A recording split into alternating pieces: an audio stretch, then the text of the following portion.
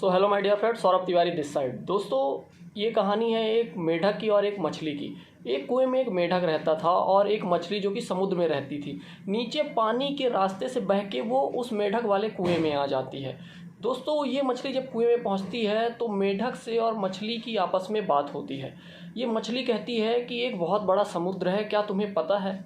ये मेढक कहता है कि अपनी एक स्थान से ये दूसरे स्थान तक छलांग लगाता है कुएं में और बोलता है कि इतना बड़ा है क्या तुम्हारा समुद्र? तो ये मछली कहती है नहीं, इससे भी बहुत बड़ा है। तो वो मेढक फिर से दूसरी बार पूरा जोर लगा के छलांग लगाता है और बोलता है कि क्या इतना बड़ा है तुम्हारा समुद्र?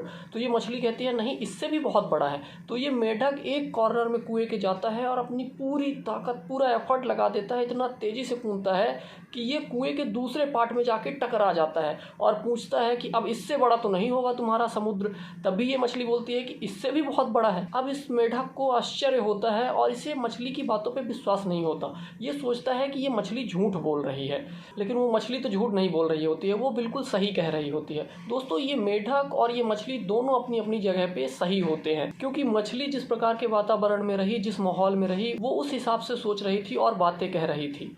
जबकि ये मेढक जिस प्रकार के वातावरण और माहौल में रहा, वो उस हिसाब से बातें कर रहा था और उसे लग रहा था कि बस इस कुएं से बड़ा तो कुछ और है नहीं, क्योंकि उसने कभी भी कुएं से बड़ी कोई चीज़ नहीं देखी थी।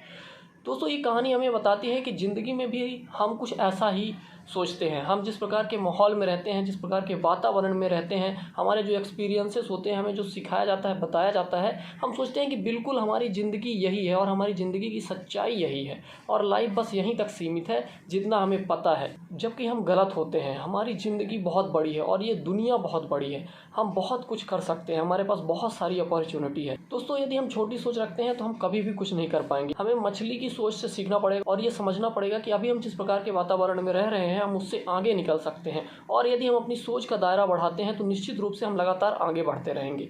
इस कहानी में दोस्तों इतना ही।